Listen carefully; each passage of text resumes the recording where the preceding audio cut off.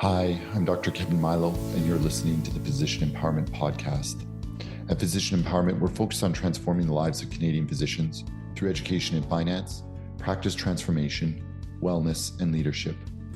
After you've listened to today's episode, I encourage you to visit us at physempowerment.ca, that's PHYS, empowerment.ca, to learn more about the many resources we have to help you make that change in your own life, practice, and personal finances.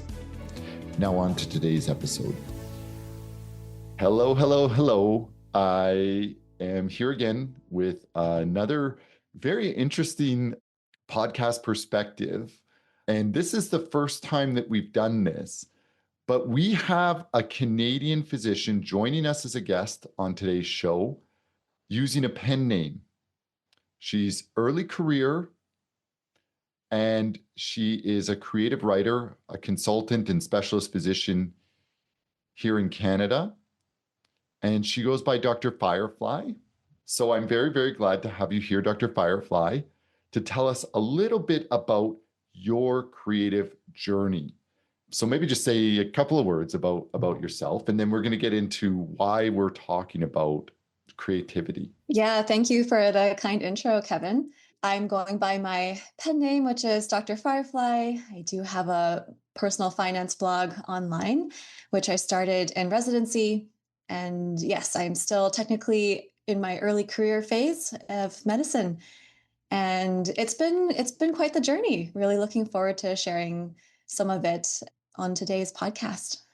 So one of the big themes that we're going to touch on today is creativity. And this kind of echoes back to our retreat in Cancun earlier this year, where one of the discussions we had, one of the talks that was delivered was about creativity in our lives, because creativity is a source of renewal. It's not an idle hobby. It's not your mind wandering. It's a basic human need. And I think in medicine particularly, we struggle because so much of what we do is driven by protocols, standards of practice, even the way we dress and speak. And of course, that's just fine in our professional lives. But what about in our personal lives? How do we flourish in our personal lives? And one element to that is the ability to have really profound creative expression. And this is not just simply art or writing. We can bring it into our homes, into how we parent, so many different ways. But yeah, why don't you talk about, maybe, Dr. Firefly, going back to your creative journey when this sort of started for you, even if it begins before your career. Yeah, very much agree with everything you just said, Kevin. Personally, for me, it started in childhood. So started scribbling things even in elementary school, would write stories with myself and my friends featuring as characters, the usual.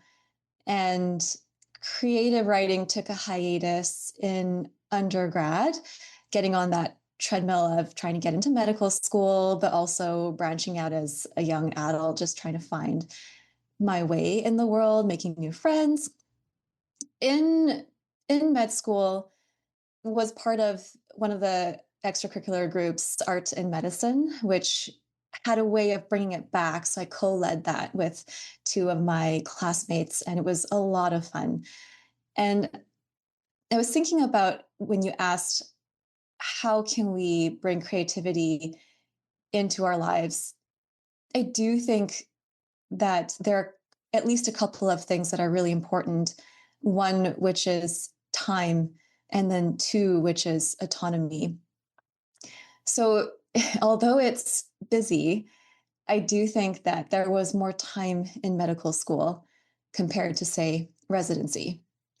Even in the most humane residency program, it's still, I think, was and also felt more busy than medical school itself. Going from pre-clerkship to clerkship and then into residency, it just seems to get busier and busier. Whether some of that is self-imposed and some of that is in pursuit of doing well on rotations and trying to impress our preceptors so that we get good reference letters to get into the residency program of our choice, and then to the fellowship or subspecialty program of our choice, and then ultimately to get a job.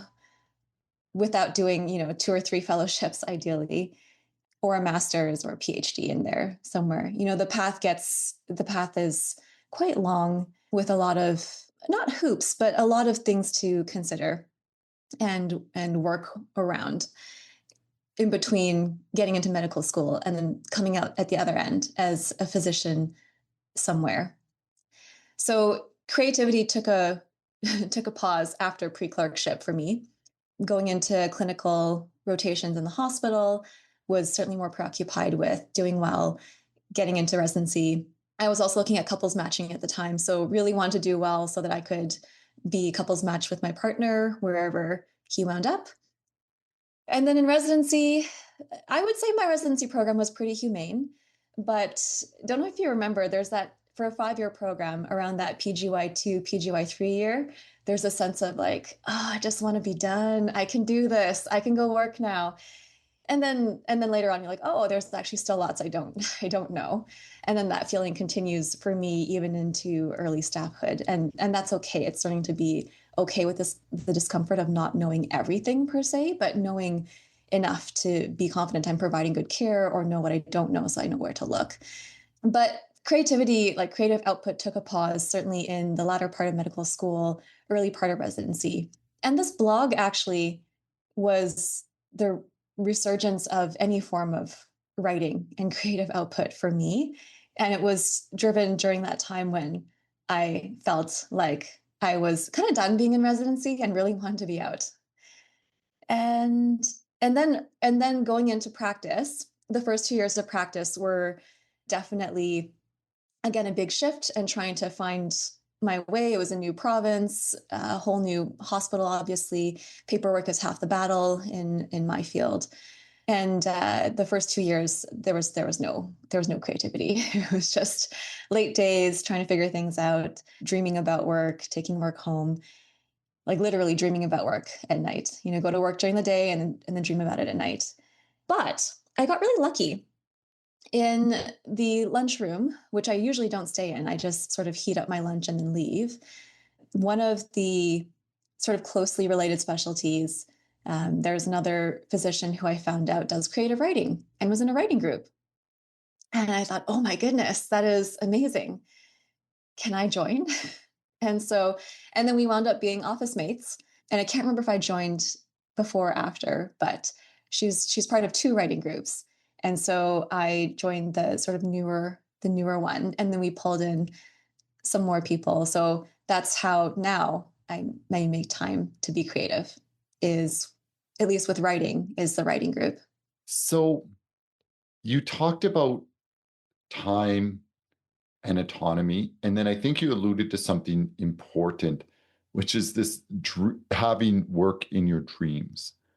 And I think it's worth highlighting why I think a lot of us who are practicing full time feel like there's less time, because the impression I get talking to hundreds of doctors is that a lot of us seem to have practice on our minds even when we're not at work, right? Whether it's trying to follow up on results, planning an upcoming clinic day, there's anticipation around what is to come, there's replaying of what was.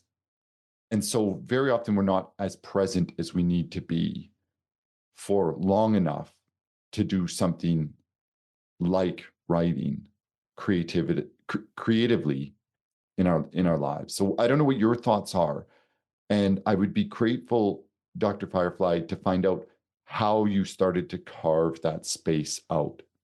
Totally agree. And I will say, I don't know that it's unique to medicine. I do have friends in very different fields, and that haunting effect does happen as well. I think more in higher paid positions or higher stress positions. Professions. Yeah, Yeah. well, More and not responsibility. correct. And it's about that perception of the responsibility, I think, that can haunt into the subconscious, as it were. In terms of carving out space, one is finding a group. I find it helpful that I think we all find it helpful in our writing group that we can be intentional about carving out this space once a week, with flexibility, of course, because other things happen, about yeah, I would say two of the writing group have on-call schedules to worry about. One is a nurse who obviously has a very uh, her schedule changes a lot too. And so carving out that time with a group of people who want to do the same thing. And then we can nerd out together about our love of writing and our struggles with our characters and the plot points and everything that's ancillary to writing as well that we love or are struggling with at the time. And the other thing I did too was scale back on my clinical work. And I think that was only possible because A, I had a supportive partner about that, but also B, we had been working on our financial stability since residency and kept that with us through early practice to the point where actually, although I'm early career, I have given my division a bit of a 2-year runway to let them know I would like to transition to be fully a locum specialist and cover vacations for our group. And I'm okay to step away from paid work. So as of this summer, yeah, my husband and I have reached our financial independence number. And while we're not just dropping and running, I think it does contribute to that autonomy as well, for sure. And even prior to reaching, your fire number, that increasing sense of things are going in the right direction. At least monetarily, things are under control, even if other things are not and are outside of maybe our own influence. Having financial stability really gives more brain space to do other things and think about other things. It's an ingredient. Yes. Yeah. There's a good new book that came out called The Wealth Ladder, which was a fascinating read. And then he had a line in it that I really enjoyed, which I think was a quote from someone else, which is that wealth is like salt. It makes the dish better. But you can't just have salt on its own. Like money on its own doesn't do anything, but it can enhance other Yep, aspects of life. absolutely. Absolutely. So, did you ever struggle with conflicting senses of identity? That's a theme that we come up on frequently, is learning to separate ourselves from the notion of role versus identity, right? Because so many of us, myself at one point, much earlier in my career, would look in the mirror and see a doctor, a specific type of doctor, and this becomes an element of our identity. So when it comes to other pursuits and being vulnerable in other pursuits, being out there and being the dumbest person in the room, right? Or trying something new that you're inevitably going to fail at, can be a bit shaky for some of us when we're used to being in that competent identity of physician. And now, I get the impression that, and correct me if I'm wrong, but there's taking on a new role. And I don't want to say identity, right? Because I'm always cautious on whether we should carry identities that heavily, but taking on a role as a writer. Did you have inner conflict around that? Like, should you be, your role as a physician, you're early in your career, you're wanting to establish yourself and become good, but at the same time wanting to pursue something that's been a part of your life since childhood. Yes. And I'm not sure if it's as true for other careers. I think when I speak with my physician friends, there's a lot more guilt involved in considering scaling back, changing their day-to-day practice, changing their schedule, because we know our education was heavily subsidized by the government, continues to be. And we know that there is a lot of need out there. And it's really hard to step away from that without feeling guilty. There was a time when I would feel guilty for leaving the hospital before 5 o'clock. It and then I get grumpy if I left at 6, but and then other people have much later hours that they're looking at. So yes, there is.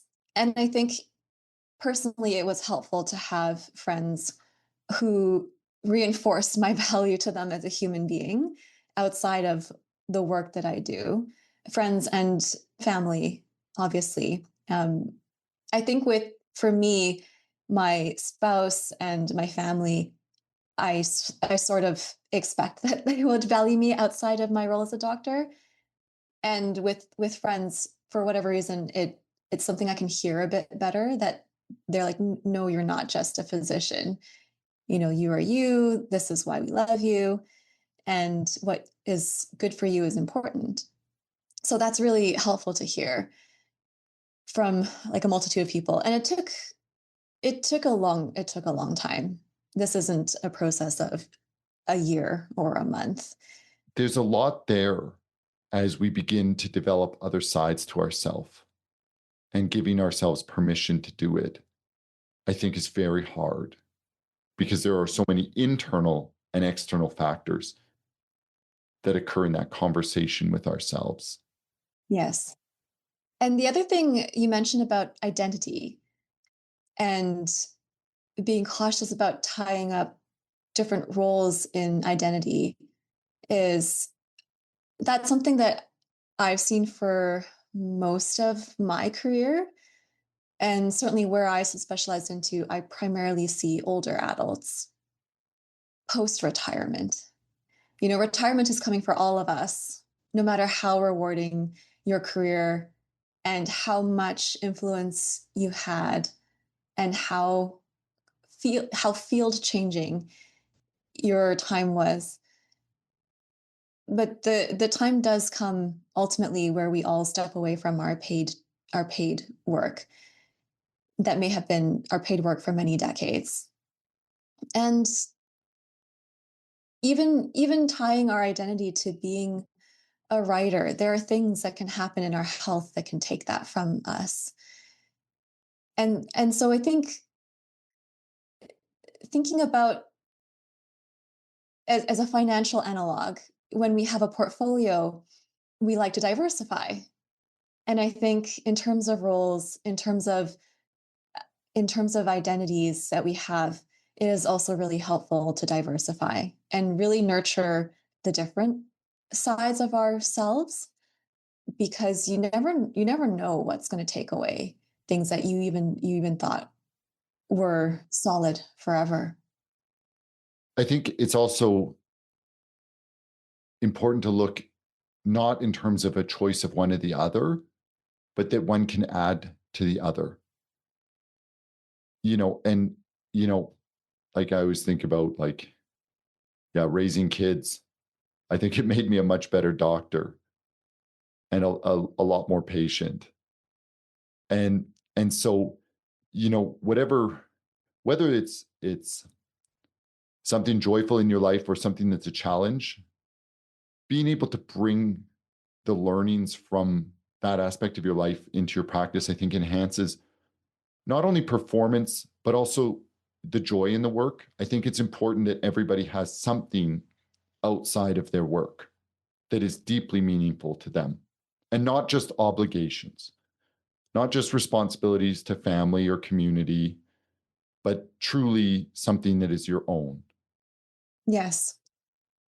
And at the same time, there is only so much time in the day, right? Yes. To be a good parent, whatever that is in your definition, to be a good doctor, to be a good partner, to be a good child to your parents. There is only so much time in the day, so there is a balance that needs to be found. It doesn't have to be the same balance, Monday through Friday, month after month. Sometimes that does shift, in terms of seasons of life where one thing may be a bit more than another. I think it's key to be intentional about it and to be Mhm. aware rather than being swept along in the currents of life. And that it's a constant conversation with self, that Hmm. you may go through a period where perhaps work has been really busy and heavy in recent months, and you stop and you say, you know what, it's been a long time since I've really dug down on this thing that makes me passionate, or that keeps me passionate in life. I think that it's always going to be that constant balance that we're seeking, and that there's not going to be a formula, because, like you said, there are seasons in our life and things are always changing, they're always dynamic. I wanted to shift gears now and ask you a little bit about your process, because you're a fiction writer. And I think fiction requires a certain vulnerability with self to really be able to let your mind kind of go and and put it down on paper or type it. So talk to us a little bit about your process, because I think this is important for us all to hear. Whatever you feel comfortable sharing. I think for myself, it starts with an idea, and it's just a little nugget. It's not formed at all. And whether the nugget is a character or some characters or a setting or a thing. So a thing could be a technology or a magic system, or I haven't written this, but like a societal setup. And then it blooms from there. And then often it goes nowhere. I can write myself into a corner and then feel very stuck. And then this little figment gets put aside. And and sometimes it does turn into a longer project. I would say earlier, pre-hiatus, so pre-undergrad, medical school residency, early career writing hiatus, mostly it was ideas that I would write myself into a corner and then go nowhere, and they would just sort of sit on a floppy disk, because that's how old I am. And more recently, the project that I started I started it pre-pandemic, actually. I started this in 2019 after I watched a TV show, and I thought, what a terrible ending. It had such a promising start and it was a great story. And then it had a terrible ending. And I was like, I could do better than that. And I was like, well, I better do better than that if I'm going to say something like that. So I started writing. And the story itself has morphed over time, because obviously we're in 2025 now. So I started this in the winter just before COVID started sweeping across our globe. Yeah, and even though you might think during the pandemic there's lots of time to write, but really I was worried about being redeployed. I was like, I haven't bagged and masked anyone since medical school. So yeah, it didn't. There was a long hiatus for this project as well. So it's not like I was working on it all 6 years, but I guess there was something to it, and I came back to it. Certainly after finding the writing group, like a year and a half ago. And I'm happy to announce I have finished my first draft of this first book, and we'll see if it ever gets anywhere. But I've done one round of revisions, and I'm finishing the second one before sending out to a second round of readers. And then, yes, my only goal for this year was to submit to a few agents, and then the rest can be what it is. Because I think it would be very fortuitous if this got picked up. But certainly, I think the general pattern is you got to write a few books before you get good. And I would consider this my first real one. So A big congratulations. thank you. And this is not unique to writing. This is something that we can apply to, anything in our personal or professional lives. But when it comes to, like, I often talk about, or I often reflect, I guess, for myself, is what does success mean, right? When I think about like my physical health, I have a very clear definition of what success means for only me in terms of physical fitness. What would it mean to you in your writing career, if you don't mind my asking? When would you feel like, oh, I'm there, or I'm where I want to be, even if I want to keep going? So what I think it means, I've gotten a hint through attending a writing conference virtually last year, which was so helpful. It was the first time I'd ever done anything like that. What I think it would mean, or what I thought it would mean before attending that writing conference, was it gets picked up for publication. Ding, like that's where success is, which is also very much outside my control. So after attending the writing conference, virtually, unfortunately, I didn't sign up in time for in person last year. But yeah, published authors will share like the success marker shifts, right? So they're published, they've got series out. They're worried about being dropped by their publisher if they have a run of a couple of books that don't sell well. It's like, wow, that's I hadn't even thought of that before. They might compare themselves to other authors in their field, outside their field. Where are they on the New York Times bestseller list? So I think that's similar in some senses to like academia. How many paper when are you successful in your research field? When do you know? When is it enough? Or money? When is it enough? I think what I would say is it's always been my dream to have a book on a bookshelf somewhere in a bookstore since I was a kid, and hopefully that will be enough. And and then the rest is just to I think the success marker really ideally is something we can control. I don't know about your health ones, for example, but for me, I can't, I refuse to set a weight, for example, or a waist circumference as a goal because that's actually not something I can really control. I can control how often I go, how much I push myself, how many reps I do, how tired I feel by the end of it without feeling like I wrecked something and need longer recovery for. So, same with writing, I think, is how often do I show up to writing group? NaNoWriMo, rest in peace, but we'll try to do some alternative this year of, do I get my word count in, which is not the only way to track, progress on a project, but it is a good way to force out the words without really self-policing too much. So yeah, really trying to use markers that are fully within my bandwidth of control is how I'd like to define success, although it's hard to ignore the other definitions. Yeah, it's interesting, right? Because I mean, there's also those parallels to professional athletes or great musicians or actors or actresses, and you reach these highs, but then what happens the day after? And how do you how do you look at yourself? And I think there's even a parallel in our clinical lives, right? When we begin to step back, reduce hours.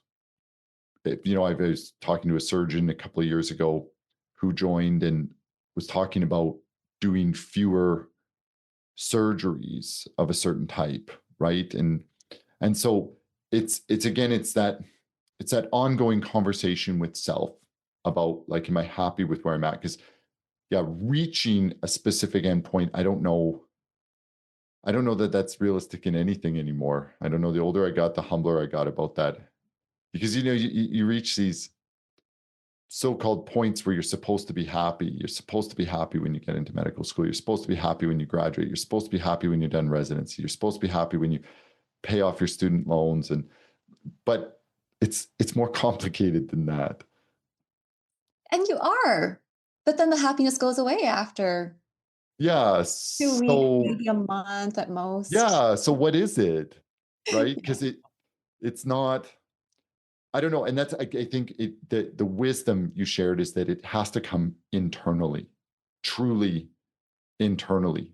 And it may be as much as like a sense of self and being okay with self and not just always trying to chase the next peak or height in our personal or professional lives, which is really hard to do because I think we're a very driven group as doctors. So it's that anhedonic treadmill or whatever they call it, an enormous capacity to delay gratification, which is also hard because you have these long runways to reach these peaks. So where would you want to be, if you don't mind my asking, in your creative journey? I would I would love to have finished, which I haven't started. I'd love to have finished this story. I think it's a two-parter. And I would love for it to be, maybe book one's published, book two is slated for publication. And now I'm about to branch into a completely different different writing area. So this is a fantasy, and then maybe try my hand at like a rom-com. So I had these seeds of in the back of my mind of playing on those, different medicine stereotypes and having, main characters of a rom-com from, clashing specialties or areas where there are commonly turf wars. Maybe throw in some patients who like actually solve the problem, not the doctors or the nurses. Yeah. Anyways, that's actually in the back of my mind. But I do want to finish. I want to finish this first story first. So I haven't started book 2 yet, and which I think is the last book of this two-parter. But yeah, just write all sorts of things, and maybe be published. Be really nice. That would go on my grave marker, my tombstone. Finished a childhood dream, got published. Yeah. And yeah, continue on with my writing group. Attend that wonderful writing conference in person. It was sadly canceled this year due to the hotel location having a labor dispute. But it's a really good conference. The Surrey International Writers Conference, in case anyone else who's listening is a writer or wants to be. And yeah, it was great. So that's actually the thing I wanted to pivot to.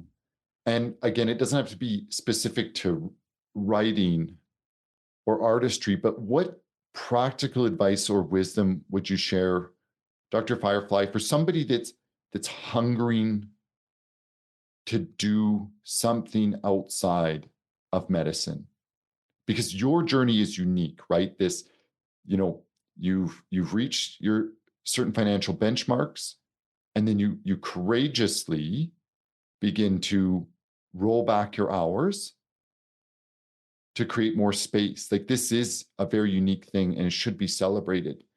And so what would you advise for somebody who this is resonating with? Oh, thank you. Thank you, Kevin. It is, though, because I've talked to lots and lots of doctors, talked to hundreds. So you are unique. Tell us what somebody who's listening and needs to hear this, what would you advise? I do think if we think about Maslow's hierarchy of needs, where we spent most of our conversation is talking about the peak, right? Self-actualization, meaning. I think it is important not to neglect the base. And I do think financial literacy, not even independence, but financial literacy is the base. And I feel strongly that's missing from our education system, not even just medical education, but our education system, frankly. But again, control what you can control. So I do think financially, find someone who is open to talking about finances, seems like they're doing okay. And when I say seems like they're doing okay, does not mean driving the flashy car or like living in the nice house, but the person who's walking around looking a little less stressed than everyone else, and see what their secret sauce is. I bet you they're not worried about their bills nearly as much as the other people who are more stressed. So you're building that stability, which then creates more, in my mind, that mental autonomy of thinking, okay, things are going okay. Things are under control in this aspect. Not going to be unhoused, not going to, lose this stable environment for my kids or what have you, or my partner or myself. And then that gives more breathing room for other things, right? Like the salt that enhances the flavor of other things. Creatively, I would say you're probably not alone, and try out being less shy. There's this really interesting fear about putting our true selves out there. And what I'm finding more and more is the less I filter myself, the more people actually connect. And so, for example, there's crafting club at the hospital that I'm at that I found out because through this very roundabout way, but also shared that I like writing and I do enjoy crafting, but there's only so much time, so I need to pick what I do. So right now I'm really more focusing on writing, but I love like fiddling around with crochet and like felting and my version of watercolor, which is terrible, but I still find it fun. So there's these things exist. It's about sharing what you're interested in. Like, don't be shy about judgment. If people judge you, that's more their problem, not yours. there are kindred souls out there. And then once you find kindred souls, it's easier to, for me at least, to make that dedicated space, carving out this time at whatever frequency works to say, this is going to be my writing time. This is going to be my crafting time. This is going to be my, video game time with friends, for example. So I think it's about maybe being a bit more vulnerable, and then bringing in some more intentionality, and then you can make your magic happen. I love that. I love that. Okay, we will wrap up with one last kind of fun question, but you've been involved in this writers group, but what fellow writer, what person in the writing space have you met that you were very surprised by what they do for a day job? I think I really only know my writing group, and I guess one, like my best friend who also writes a little more nonfiction, and then maybe about the other writing group, which is now primarily, I think most of them are retired. But I think it's just writers can come from all walks of life for paid work. And then when they shift to writing as their primary, it's also surprising to hear how they stress about money and sources of income. And apparently it's very uncommon for writers to be primarily supported by their books. And there was actually a talk again at that conference about how she managed to do that, was having these different income streams from different publication like groups or houses, I guess, across the globe, and how you want to keep your rights to certain things and don't just sign away all the rights to one publishing house. It was fascinating. I think writers, I think creative people come from all walks, which is great. Very cool. Very cool. Well, thank you again for coming on the show, Dr. Firefly. This is very exciting to hear, and so much wisdom for those of us that want space outside of our working lives. So again, thank you for sharing, because there was a lot of vulnerability here. I thought it was really beautiful. Thank you. Thanks, Kevin. And to put it out there, I am open to connecting with people one-on-one, sans alias. I'm not ready yet to sort of attach my name to my internet persona for everybody to see, but I'm very happy to connect with people. Yeah. Fine. That's wonderful. All right. Thank you again. Okay. Thanks, Kevin. Thank you so much for listening to the Physician Empowerment Podcast. If you're ready to take those next steps in transforming your practice, finances, or personal well-being, then come and join us at physempowerment.ca, PHYS empowerment.ca, to learn more about how we can help. If today's episode resonated with you, I'd really appreciate it if you would share our podcast with a colleague or friend, and head over to Apple Podcasts to give us a 5-star rating and review. If you've got feedback, questions, or suggestions for future episode topics, we'd love to hear from you. If you want to join us and be interviewed and share some of your story, we'd absolutely love that as well. Please send me an email at kmailo@physempowerment.ca. Thank you again for listening. Bye.